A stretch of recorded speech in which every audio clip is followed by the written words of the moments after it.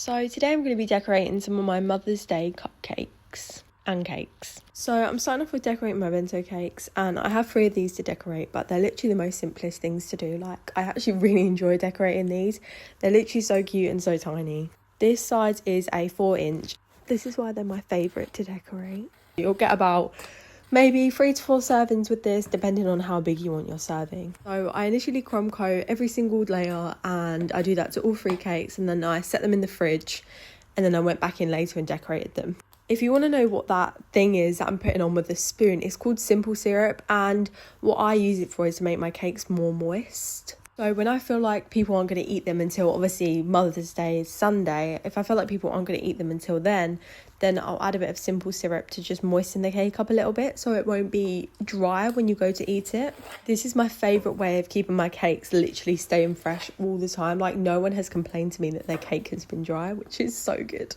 I didn't opt to put jam in these ones because I know some people don't like jam, and because obviously it was a Mother's Day collection, I just done it for the exact same for everyone.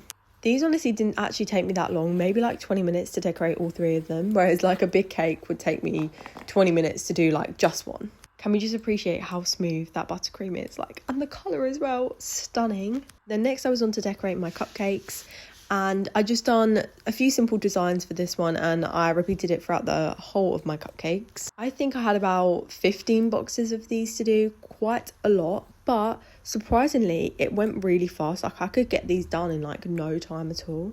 I'm actually currently sat here right now recording this, waiting for people to pick these up.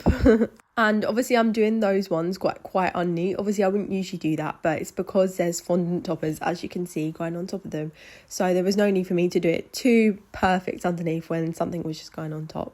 I also thought these pearls added such a nice touch to it, and it added like a really girly touch. Honestly, I was so proud of my Mother's Day collection this year, and obviously as I'm a new business, I was a bit shocked as to how many orders I would actually get, but literally was so busy this Mother's Day.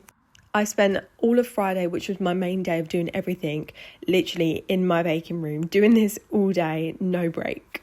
Although I'm not complaining because I do actually find this really relaxing to do. Although next year what I am going to do is I'm going to put a little post-it note of people's names on these cupcakes, or whose order is who, because I kept having to recount every single box so many times because I'd forget how many I've done. So definitely next year make it easier for myself and to label them. As you can see here, I've switched to having my gloves on because the buttercream on the piping bags was just really getting to me. There was buttercream all over my hands at one point, and I was like, no, I'm not dealing with this, so got my gloves on. Also, literally just how pretty is this colour? Like, I cannot get over it. So I went in with the final coat of my bento cakes, and honestly, literally stunning. Like, oh, I love. Also, now that Mother's Day is out the way, I need to get to my Easter collection. So I'm just trying to find ideas of what people would like to see this Easter. If anyone has any ideas for me, please tell me, because I like to know what people want.